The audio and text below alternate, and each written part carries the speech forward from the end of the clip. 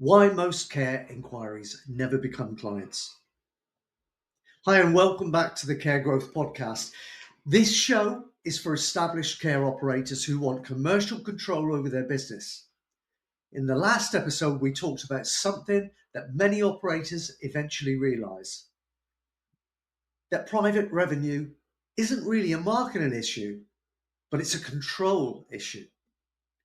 Because when private revenue becomes predictable, the operator regains control over pricing, capacity, recruitment, and growth decisions. But today, I want to talk about something that sits underneath all of that. And it's something that quietly costs care providers a lot of revenue. Most care inquiries, you see, never become clients. And the reason usually isn't what people think. You see, when inquiries don't convert, the usual assumption is simple: we need more leads. So operators look at advertising, SEO, referral partners, marketing agencies. The thinking is that if inquiry numbers increase, then of course revenue will increase.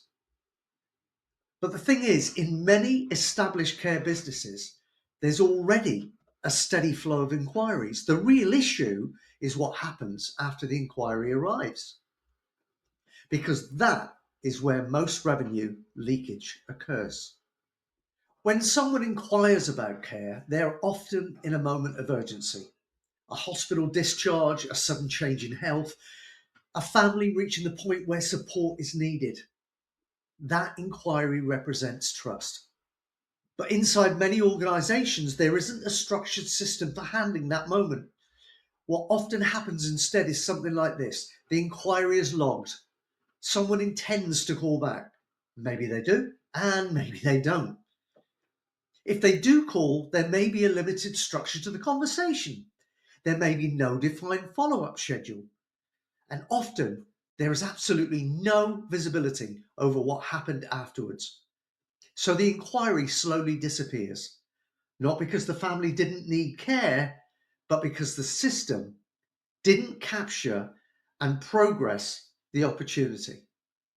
Now, the crazy thing is, most operators never actually see this leakage clearly because it's rarely measured. If you ask many care providers, how many inquiries did you receive last month?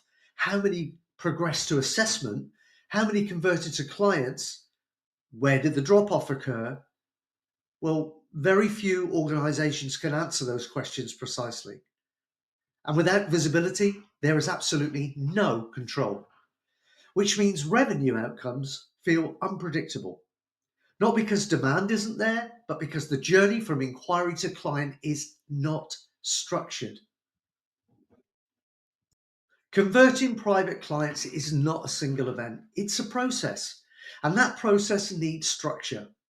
There needs to be clear stages such as new inquiry received, contact attempted, contact established, needs understood, assessment scheduled, assessment completed, decision pending, agreement confirmed, client onboarded. When those stages exist, something powerful happens. You gain visibility. You can see where inquiries stall. You can see where follow-up is inconsistent. You can see where conversion improves. And that visibility creates commercial control. And I know many care businesses are incredibly busy.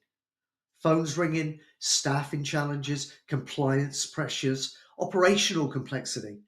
But activity is not the same as discipline. Conversion requires discipline. It requires someone owning each stage. It requires follow-up being scheduled and tracked. It requires reporting so leadership can see what is happening. You see, without that discipline, inquiries become missed opportunities. All of which brings us back to the same principle we discussed in the first episode. Infrastructure matters, not because it's complicated, but because it creates consistency. When inquiries move through a structured pipeline, follow-up improves, conversion improves, revenue becomes more predictable, and the operator regains control.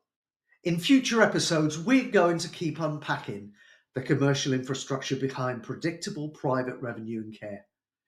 We'll talk about pipeline visibility, follow-up discipline, capacity alignment, and how operators can reduce revenue volatility. Because growth without control is stressful, and control comes from structure.